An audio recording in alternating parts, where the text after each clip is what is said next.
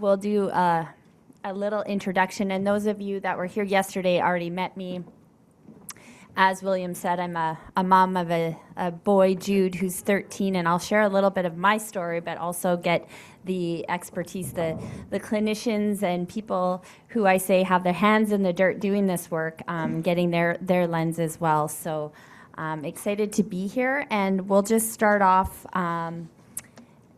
right at the top here. I don't know where the microphone, is it there? Okay, awesome. So Mathias, if you could just introduce yourself, your role, and just a really quick whip of what you do.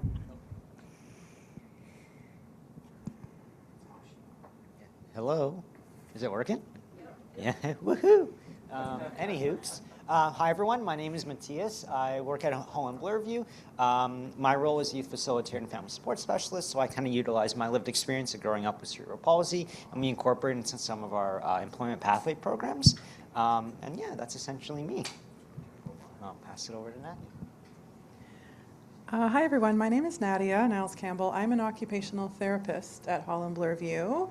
I see some familiar faces today. I work in a service called the Post-Secondary Transition Service as my main role there, and in that service I help to support our clients who are preparing usually for transition to college or university, and help to think about and support with planning for some of the extra considerations some of our clients and families have.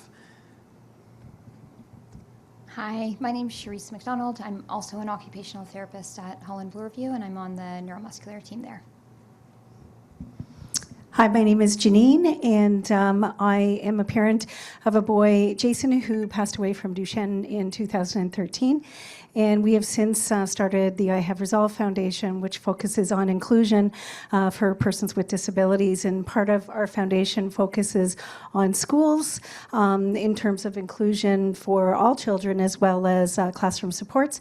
And in addition, I have over 25 years of experience in employment and staffing. And most recently, since I've transitioned to the I Have Resolve Foundation full-time, I've done coaching in terms of finding employment for individuals with disabilities. Great. What a team. Thank you so much. I'll let you leave the microphone because we'll probably come back to it. When we talked about how this session would look, we chatted about me just sharing a quick blurb about my experience with accessibility in schools. My son just started grade 8. And so I've spent the last 2 years, which felt like a full-time job, advocating for accessibility in a high school that was built in 1950 that didn't have an elevator, one single door operator, one single accessible washroom, any accessible seating in the gym area. And so what was very surprising to me, and I think, I'm a parent that wants what every parent wants from a child. Parents want their kids to learn, to be safe, and to feel a sense of belonging. So when we rolled into Jude's high school, he was in grade 6. And because, as I shared yesterday, I'm a nurse and I work in healthcare, I know how slow these systems can go. So I thought I was being really proactive when I rolled in and called for a meeting when he was in grade 6, anticipating that would give them 2 years. And in my head, I thought that's going to give them enough time because I was aware that there was a boy with GMD that had graduated from that school about 7 years ago. And so I just thought they needed to just do a tiny little glow up. But what I learned when I went in there is that nothing had been done. And so it was a real reflection of a missed opportunity internally within the system. Unfortunately, that boy's parents didn't have the capacity to advocate as they were dealing with a lot of other dynamics and issues, but it was a reflection of how sometimes the system can let us down, and I felt that professionally, and I was feeling that personally. So these were things, and I love that the talk kind of segued into this. When we talk about technically accessible and truly inclusive, they're not the same thing. So a building can meet code and still miss the human, and that's what I saw as we rolled in and there wasn't one door, or when I envisioned my son having to navigate crowded hallways and potentially hurting somebody. Those moments, these aren't just inconveniences, they're quiet messages that tell us this space isn't designed for you in mind. And I shared that. I had to share that with the team and be very transparent in what I call courageous conversations. And I don't share this story to assign blame. I know that systems are inundated and there's a lack of resources. I share it because once you see it, you cannot unsee it. And I think we as parents, we can settle for good enough, or we can build a school where every student can move and participate and thrive without having to ask for permission. And so our family chose to build. And how we did that, and what I've learned through the advocacy of this last 2 years, is that it's not a single dramatic moment. It is 1,000 tiny practical decisions in the direction of dignity. So it's emails, it's asking curious questions, it's talking about safety in the school and communicating plans. It's not guessing, but coordinating, being proactive, forecasting. It's thinking about when things go wrong. It's hoping for the best, but planning for the worst. And it's a continuous coordination of communication and knowing who's who in the zoo. Who are my people? It's working with teachers to prioritize essential learning with frequent medical appointments and learning being missed. It's rethinking seating so that, my son can be with friends, be in connection. And none of this is glamorous, right? None of this is glamorous. It's a lot of maintenance, and yet this is where the culture shifts with one voice. And I think the parent voice is strong. And as Eric said, the voice of the lived experience of people living with Duchenne is very strong. So along the way, I will say it took 2 years. It took me going up to the superintendent of the district and the board of the district and accessing Inclusion BC and resources. But what I will say is that there was a lot that came from this experience, and so much good. We now see staff who learned how to use an elevator, because there's an elevator in the 3-story building. We see teachers who have offered flexible deadlines without lowering expectations. We've seen CEAs who have texted to check in, not to hover, but to help Jude hold on to independence. We see peers who made room literally at lunch tables, hallways, field trips. Facility teams who said, tell us what's not working here so we can fix it. And these are small acts with big messages saying, you're not the exception, you are a part of us. And so I just want to name the invisible side of accessibility and the emotional toll I think a lot of parents feel when they're navigating this. And for Jude, it could feel like a spotlight at times, and for our family, often it felt like a spreadsheet. Like, is this door going to open? What field trip are we going on? Who's there? And it takes a lot of, what I say is it's emotionally expensive work, but if we can think about these things, and I know each presenter today will talk about some of these curious questions to bring forward, what it does is it allowed Jude, and what I'm seeing is that it allows this margin for being a teenager where he can be spontaneous, where he can be social and silly, where he can, where he can really feel like he belongs in his developmental stage and age. So I won't speak too much, but I will say a couple last little points here is that it can happen. Everything is figure outable. It's not just a structure, but it's a spirit. It's how we approach it. I would say accessibility is everybody's job, so talk about it. Talk about how it wasn't just for my son. I had teachers coming up to me saying, thank you. I've had cancer for 6 years, and I've been trying to get an accessible parking spot because I can't manage going up the stairs. I've had grandparents come and say, thank you for getting them to blow out the gym so that there's accessible seating. I haven't been able to watch my grandson watch him play basketball. So we have to think, or an athlete on crutches, who's trying to navigate getting to the bathroom and there's no accessible washroom. So it is so accessibility is everybody's job, and when we can talk about that, we can broaden it so that systems can see that the impact goes beyond just the individual. I think that's really important. I would say second, accessibility is a moving target. What worked in September is going to change. The only constant in life is change. So what we need now might look different in a couple months. I would say third, accessibility is about time as much as space. So thinking about travel time between classrooms, time to navigate crowds, time to catch up after medical appointments. There's a lot of time. Fourth, accessibility is dignity. It's the difference between accommodating a problem and designing for a person. So we bring the humanness back to it. Thank you. And then fourth, I would say, and to close my little opening here, I would say in the end, with the belief that guides me as a parent, as a nurse, as an advocate, as a human being, and I said this yesterday, I'll say it again, we are human beings, we're not human doings. So accessibility, what it does is it lets our kids be. They get to be learners, they get to be friends, they get to be themselves without spending their energy proving that they deserve to be here. So I'll end with that. And we have some slides. So we'll start with the team. If you want to come up here, Very hard act to follow.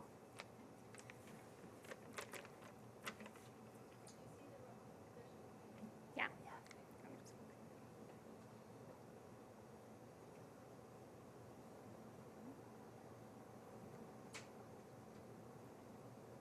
It's not clicking through.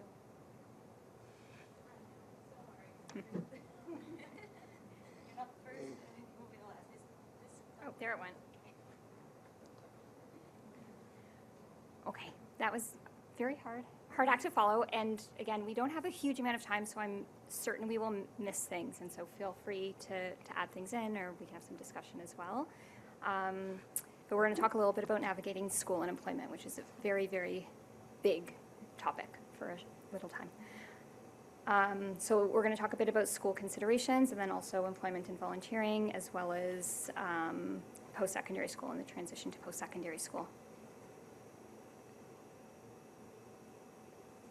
Okay, so first, what are early considerations as my child is starting school? So when you've got a little one, or you have a new diagnosis, and your kid's going to school. So first is we want to make sure that you're providing school with information about their diagnosis and about Duchenne muscular dystrophy. So muscle considerations, things like avoiding over fatigue, taking breaks as they need in maybe gym class, some energy conservation strategies, as well as those emergency precautions and procedures that were talked about yesterday, and making sure school knows what to do if your child has an emergency at school.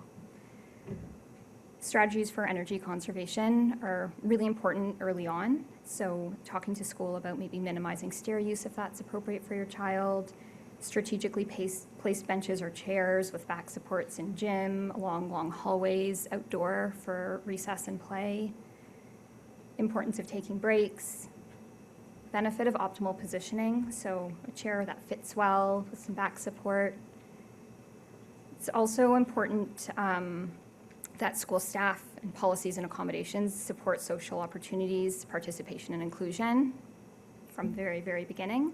So often if we have a student who's using an elevator instead of stairs, we want them to bring friends with them and not be separated from their peers as they're being accommodated. Also considering as your kid moves from one class to another, having friends with them and having a peer group that maybe travel with them as they move through grades at school. We recommend that families request a referral to school-based therapy services for monitoring in the school environment. That can look different region to region. Sometimes your home therapist is your school therapist. Sometimes your school therapist is different, but that's something you can talk to your therapy team about and then your school about to make sure that you're asking for the resource. And as well, ask the school if they have any observations about your child, maybe about their energy level through the day, but also around attention, learning, and other things that we sometimes see in Duchenne.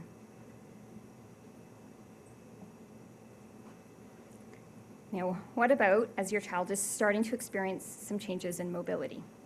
So we know with Duchenne, we see changes over time. Sometimes they're very, very gradual, but we want to make sure that we're supporting them in school. Like Kasha said, it could be within a year, it could be from year to year. So as kids get older, we know that they experience those changes in their body from their diagnosis, but also the demands in school get higher. So you have two things that are happening at the same time. School environments get larger as kids get older. There's more movement between classes versus staying in one class. And the academic demands are also increasing. So as walking becomes more challenging and fatiguing, some students might have a harder time keeping up with peers, and then we're starting to see impacts on social participation, as well as in activities, and sometimes academically as well if they're using a lot of energy just to get around. So often at this point, we're starting to explore uses of a wheelchair to support energy conservation and as well to spark participation. So have energy for the things that they like to do and so that they can keep up with peers. And that can be a really helpful tool at school to support that ongoing participation. We also recommend at that point reevaluation of your workspaces at school, making sure your desk setup is still working. Are you sitting in a classroom chair or in your wheelchair? Do you need a different desk to work with the equipment that you're using? The other piece is considering a writing aid, which is in Ontario a prescribed device. So if you're finding you have fatigue or pain or difficulty keeping up with written activities as those demands increase.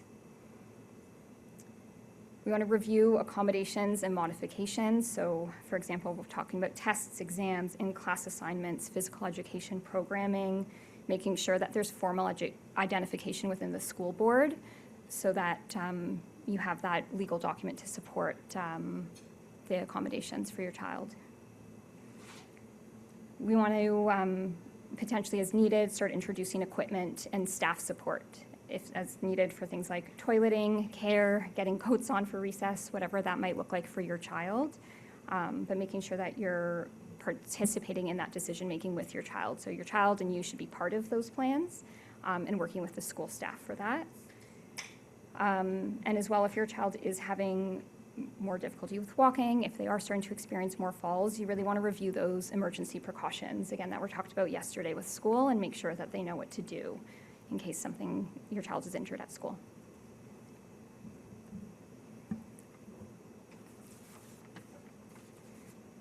And then the other piece, which I will say is, yesterday Dr. McAdam talked a lot about Muscular Dystrophy Canada and muscle talks and resources, and Jennine will talk as well about resources, but there are resources that can come in and help as well in terms of that advocacy inclusion. And the other piece is making sure that you have an emergency evacuation plan with the school. So as they're doing fire drills and fire safety, as your child is having a more difficult time with mobility, making sure that there's a plan in place to get them out safely.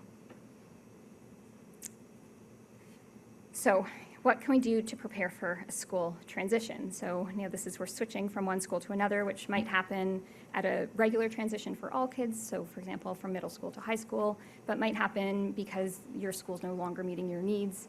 And in your region, the recommendation is to start exploring other schools.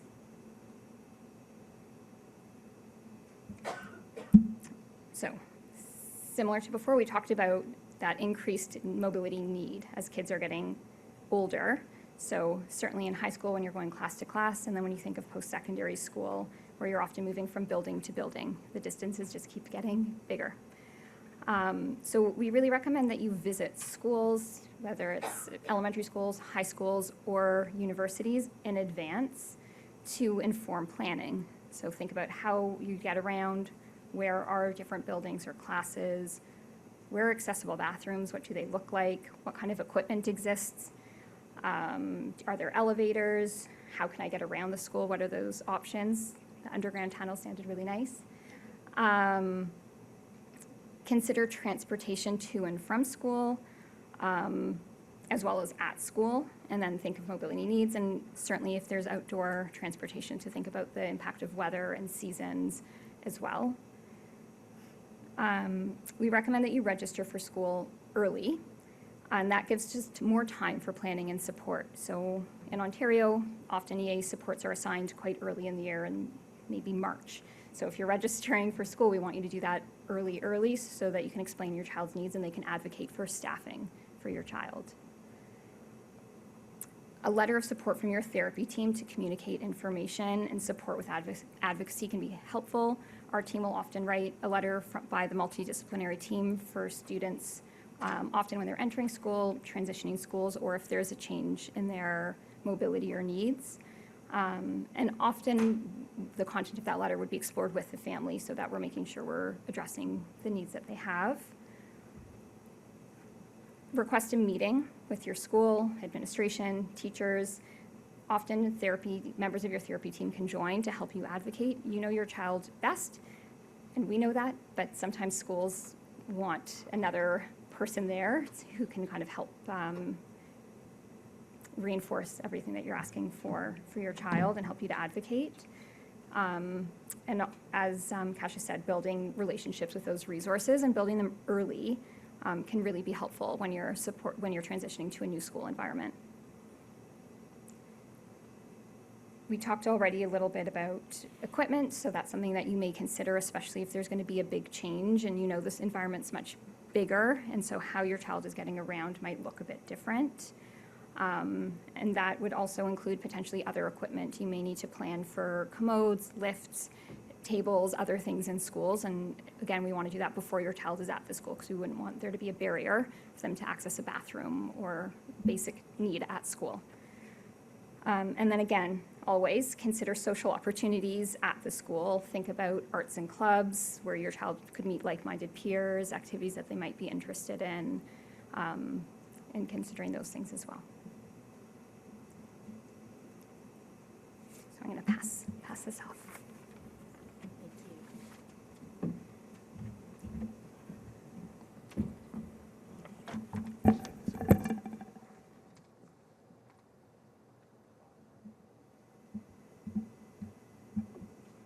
Which button is it? The big one in the middle?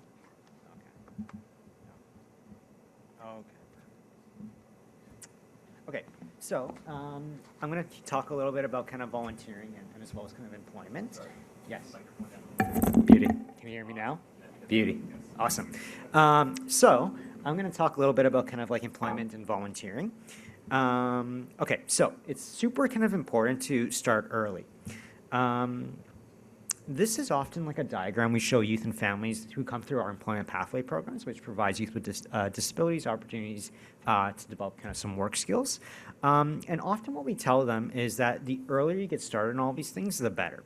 So at home, doing chores, getting involved in extracurricular activities, kind of going through school and doing all your homework and studying. These are all kind of great kind of areas where you can great opportunities to essentially develop a lot of these important foundational skills, right? The soft skills, the technical skills that can really help an individual kind of give them a bit of a leg up in terms of finding kind of volunteering and employment opportunities, right? And often through kind of doing these different things, like getting involved in different extracurricular activities, there's opportunities to kind of find out what you're good at, and also opportunities essentially to network, right? So through early kind of extracurricular activities, like if you participate like in a summer camp, maybe down the road there's an opportunity to kind of volunteer there, right? And again, the earlier one can get started, the better. And also in high school, often a lot of schools kind of have co-op, which is like that course a student can take where they get put into a different job or a placement, and they can kind of figure out, you know, what that industry is like, whether that's a good fit for them. And for that, it's really kind of a great thing to do is to kind of speak with a guidance counselor or the teacher to see if kind of that's a good fit for the student, and also maybe if the student essentially is interested in taking co-op. But it's often highly encouraged because that does give an individual a bit of an understanding of kind of like, you know, what work is essentially like, right? And then obviously and hopefully kind of through those various participating in extracurricular activities, doing chores, going through school, getting those kind of early volunteering experiences, hopefully that would essentially lead into kind of into paid employment. I talk a lot with my hands. I'm half Italian, so everything is like animated. But essentially kind of like this is just a bit of a diagram that through kind of doing kind of all these things, you can kind of develop a lot of kind of important skills, a lot of kind of opportunities for networking and kind of figuring out kind of what one's interested in, and hopefully that leads into kind of paid employment. Okay, how to request for workplace accommodations, right? So obviously, we all know this. Having accommodations can help one perform well on the job, right? And that doesn't mean it just applies to people with disabilities. It applies essentially to everyone. It's also important to remember that it is a legal right to be able to request and receive accommodations in the workplace. And this is according to the Ontario Human Rights Commission. And I pulled that from their website. So what to do in terms of when disclosing like a disability? I think it's important to essentially research the organization that one is applying to, right? I think this goes without saying, because that helps an individual get a feel about what the workplace culture is like, what the organization like. It's also an opportunity to figure out is that organization accessible, right? So physically and also socially, right? Because the reality is that every organization is a little bit different when it comes to accessibility. It's also, the research into that organization will also help with figuring out whether if your strengths and your interests can align with that organization, right? And lastly, essentially just helps an individual determine if that organization is really a good fit for you. So when it comes to actually disclosing a disability, there's essentially no necessarily right way in terms of how to disclose, right? Some choose to do it during the interview, and some choose to do it after they receive a job offer. Typically, I would say people with a visible disability, so for example, like I have a visible disability, I might disclose that during the interview or even when I'm applying. And a lot of when you're applying for jobs, they sometimes ask a question, do you have a disability, right? And that's an opportunity for you to say, yes. So typically, I would say sometimes people with visible disabilities will disclose during the interview that they have a disability and accommodations might be needed, right? An individual doesn't necessarily have to go into the actual medical diagnosis, but it's good to mention it sometimes. And also when discussing and requesting accommodations, it can be discussed again with the interviewer as well as with the human resource department and as well as your direct manager. Okay, so again, it's important when you're disclosing a disability, and this goes without saying, is to take a strengths-based approach, right? So how does it don't focus, for lack of a better term, necessarily on the impairment, but really take a strengths-based approach, right? How does it benefit you? How are you able to work with your disability? How does it work towards your advantage, right? So for example, if you're applying for a tech company, right? You can explain hey, through my disability, I learned about really accessible technology. That's a very simple example. Now, when you're disclosing, during the interview, there are some pros to that. The one thing is that it gives the employers and oneself to figure out what accommodations are needed, and also to give them enough time to set up those accommodations, right? The con to this is so the reality is there's still a bit of a stigma when it comes to disability, and they might choose to go with a different candidate, right? Again, you never really know if they choose a different candidate because one's disability or it's because the other candidate's a better fit, right? We never know, but this is a con to take into consideration. Disclosing after. So one of the pros to this is that essentially you can try the job and see if action accommodations are needed, right? Sometimes people go through a job and they actually don't need accommodations. The con to this is that maybe you might start to get a bit of issues when coming to job performance, right? And if you had accommodations already put in place, then you wouldn't be struggling so much with the performance aspect, right? And I've also heard sometimes employers say, why didn't you just say you needed accommodations before? Because then we could have had more time to set them up in place. So these are some pros and cons to disclosing before and after. And I will pass it over to Nadia. Would you like this one? And then that one's to go back. Okay, thanks. Okay, so I'll try to pick up from some of the things Charise and Mathias have already shared. A common question we get is how do accommodations actually work at the post-secondary or workplace environment? So thinking about post-secondary, we know that some students experience challenges, of course, that make it harder to demonstrate their skills and their learning at school. So accommodations are, as we've heard a little bit about in elementary school and the workplace, really adaptations or adjustments to how a task is completed to reduce the impact of disability-related changes. And we always are reminded and have to keep in mind that accommodations are meant to quote unquote level the playing field, but not necessarily to guarantee that a student or employee is successful. It's just important, we think, to make the distinction here when we're thinking about post-secondary or workplace between accommodations and modifications, because modifications actually can change the level or type or amount of work or the output. So, for example, in elementary and high school, students may receive modifications such as being able to submit an 8-page essay instead of a 10-page essay, or maybe completing every second question on a math test.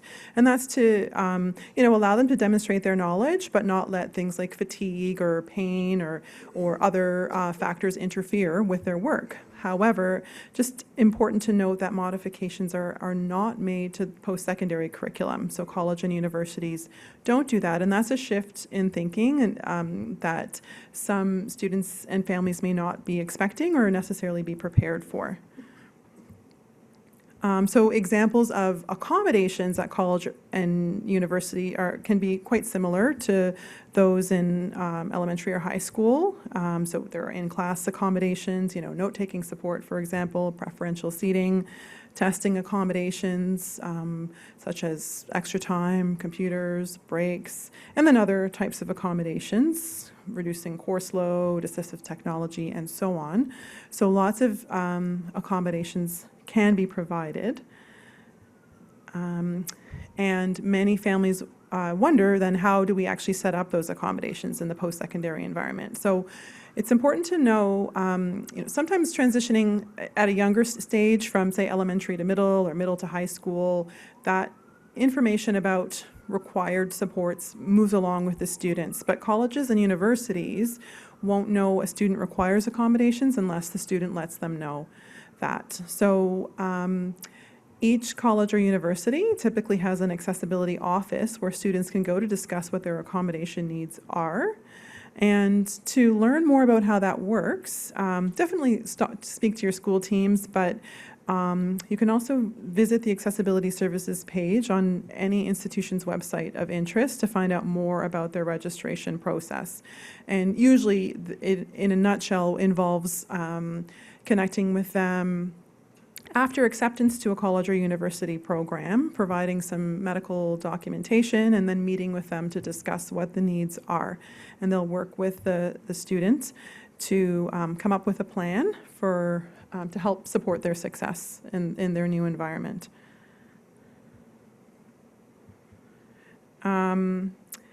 Another difference between elementary, high school versus post-secondary education institutions or even the workforce is how personal care support is provided. So in many cases, students who need physical assistance with coats or washrooms or getting lunch set up in the younger years may have an educational assistant or some sort of support staff at their school who can assist with those tasks, as well as potentially academic accommodations.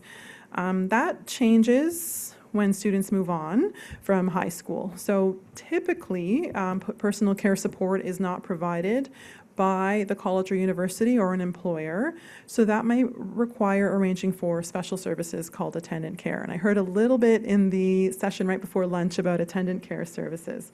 So this is Ontario terminology and might be called different things in different regions, but attendant care or similar service is really a consumer-directed support with activities of daily living.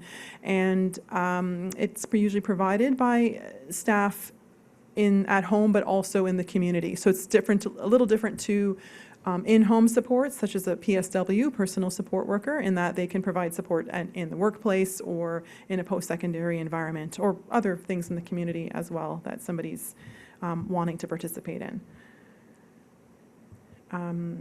So generally speaking, it's funded by each provincial Ministry of Health, And once services are applied for and approved, the consumer will book times when the attendant will meet them at their campus or their workplace. It's important. There are, of course, as we heard earlier, a few exceptions, a few schools, at least in Ontario, where there's exceptions to this particular case, where they actually have arrangements or partnerships with attendant care providers. So we heard about in Ontario anyway, Carleton, York, Algonquin College, Brock University. But for the most part, this would be the main source of support for physical or personal care assistance. Also, as Charise mentioned, in relation to elementary and high school, the college or university or workplace may not have the personal care equipment available that an individual needs. So advanced planning with accessibility services or your employer is really essential, and that's something hopefully that your community therapy team can assist with as well. So I'll pass it over. Thank you so much. So Jennine, do you want to come up here or do you want to stay there? I have a mic, Okay. so sure. Awesome. I feel like there was so much great advice here, but speaking from a parent and kind of moving through the school system as well as moving into education and that transition, I want to start by just saying I think I did it all with such confusion, with a lack of knowledge, and that I just kind of worked my way through in the beginning. And I feel like it was almost post-experience that I really gained so much knowledge, and that it just took time and year after year of dealing with different classrooms, because Jason's needs changed as his physical needs changed, his academic needs changed as time went on, and I just had to adapt to that and grow and really make teachers and educators an ally in order to gain the supports that he needed. It was challenging because I was learning. Jason was very independent, and we very much had an approach of, I can do it, Mom, but he didn't know what he was doing either, so we just kind of fumbled through, and with that, we've learned so much, which is why we have started the I Have Resolve Foundation, because one of the big pieces that we felt he was lacking was there in the school system. I feel like there's well-being and there's academics, and the well-being part is where we really felt like Jason struggled, where I just worried constantly because he was shy, that was he getting enough social support? Was he having enough conversation? And every time he came home, my question was, who did you sit with? Especially when he reached high school. Who did you sit with? Who did you eat lunch with? And his answer was no one. So then as a parent, I envisioned him sitting at that table by himself, and it broke my heart. And from there, I asked it, and he finally came up to me and said, Mom, can you and John just be my friends? And with that response, I knew that there needed to be more change. And our thoughts on that were that we were reaching out to educators, we were talking to the schools, and everyone so well-intentioned, but we needed to touch the kids. We needed to make sure that the kids understood that Jason had a diagnosis, and this is what it involved. And really, by creating that empathy and awareness, that it's really teaching kids to reach out. It's teaching kindness.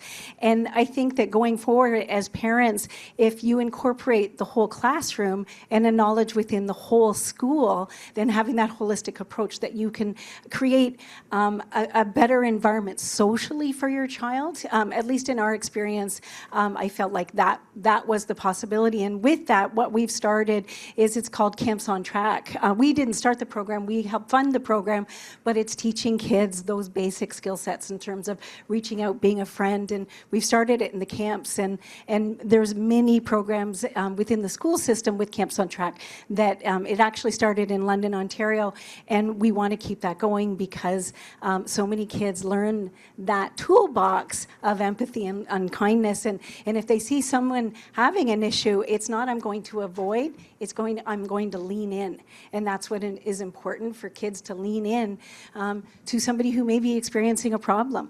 Jason never drank during the day at high school because he didn't want to be embarrassed to say he had to go to the bathroom. And that if he had those supports or that trust in caregivers or the supports, that he may have just reached out a little bit more. So it is all about building relationships. And from the academic side, I really say it's equally as important to just have those open conversations. The IEP, I was open, I asked questions, but it was through some of the questions that I didn't ask. And so research, talk to your child, ask what they're experiencing in terms of being able to foster those supports for them, because it really is about thriving and having them at the end of the day feeling supported, feeling like the classroom cares about them as well. Moving to an employment piece, my experience really being from the employment sector, and seeing some of the bias from companies that I've worked with, I think bias is still prevalent today. So when you're a child or when you're looking for work as a person with disabilities, my opinion is to talk about it, to talk about accommodations, because the statistics show there's such a high unemployment rate of individuals with disabilities, but it shouldn't be that case, because when you look at the statistics of actually the retention rate and how much longer someone with a disability stays in a job and their contribution to a company, it's actually higher than the average person without a disability.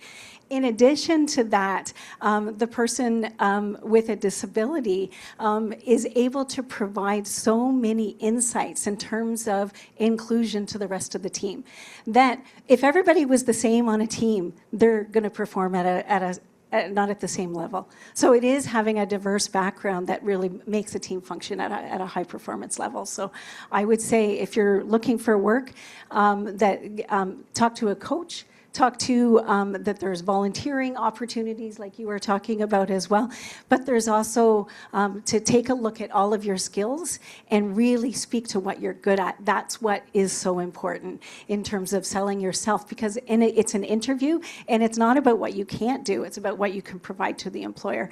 And as a person with so many lived experiences, often it's more than so many other people can provide. Thank you. Jennine, thank you so much. As you were talking, I was thinking, it sounds like we all need to just make our own reports of awesomeness, right? And I thought about the IEPs, and I tried to shift the culture. A simple shift was getting Jude to help the team write them in first person. My name is Jude Mitton. I love sports. If I can't be involved in sporting activities, I will not be a good student. I'm very social. These are the things that, bring me joy. These are the things that I need, like that kind of language, so that when a teacher reads it, it's coming from him, not the top down, Jude is a 12-year-old with DMD and blah, blah, blah, blah. But yeah, I agree. It's just so important, to hear from him and to hear about what he enjoys. Then it's really creating a story from the very beginning of the school year. I probably for 6 years in a row, I saw Jason's IEP. Jason's a young man with DMD. He's a very attractive young boy, and I'm like, what does that matter? Let's. It just gets me really excited, though, and I think we could spend a long time, but I'm just mindful of the time, and I want to know what questions you have out there about this, because this jazzes me up, and I think when I hear from people like you, Jennine, and I think this is the art of possibility, we can make change, it is possible. Yeah. Absolutely. What questions do you have? Anyone?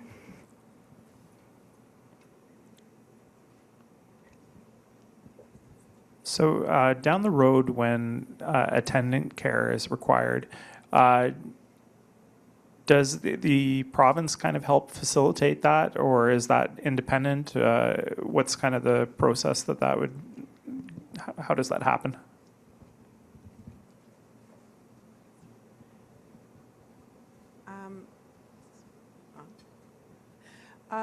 So generally speaking, so the attendant care is funded by the, higher, better. I can hear it now. I hear the difference. While attendant care is funded by the province, it's certainly the onus is on the individual, or with support from family team, whoever, to apply for attendant care. And depending on, again, my knowledge is Ontario-centric, but depending on the province, that can happen, and region, even within the province, that can happen in different ways. Like in Toronto and York region, there's a central application, and in other regions, in Ontario anyway, there you would apply directly to an agency. So usually, if people aren't sure where to start, I would encourage people to speak to their therapy team members to maybe get some direction, or your, in Ontario, we call it Ontario Health at Home, but your home care agency that's funded through the Ministry of Health agency that oversees homes and community services, to ask for some guidance as to who to apply to and when. And the application itself is usually fairly straightforward, but then there's an intake and waiting time that comes along with that. So thinking about those things early is important, of course. Yeah. Great question. Anything else?